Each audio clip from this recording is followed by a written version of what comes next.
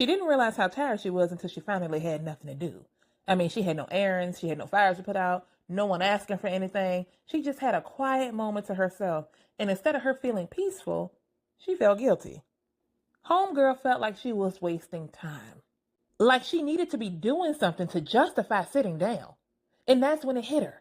She only felt worthy when she was productive. She learned without anybody ever telling her that rest had to be earned, that being busy meant being valuable. So she stayed on the go.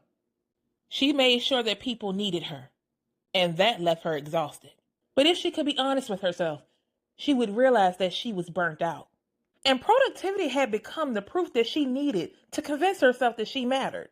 See, the thoughts running through her head was, even if I'm exhausted, at least I was doing enough. At least I was needed. At least I was safe. But the lesson she had never been taught was that her worth was not tied to the things that she did for people.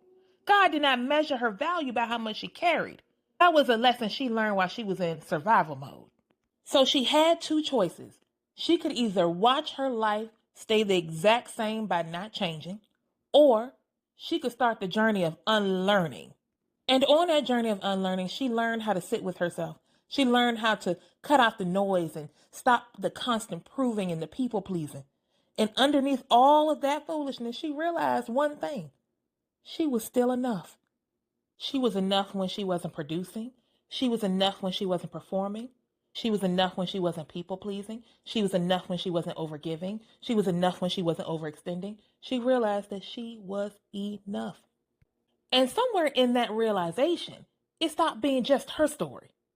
And that's when she realized that this type of unlearning shouldn't be done alone.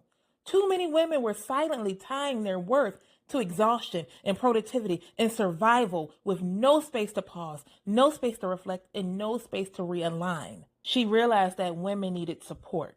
They needed structure without the shame. And most importantly, they needed alignment.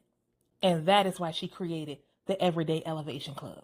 Not as a fix, but as a space, as a place to unlearn survival mode, rebuild your self-worth, and move forward without having to burn yourself out just to feel valuable.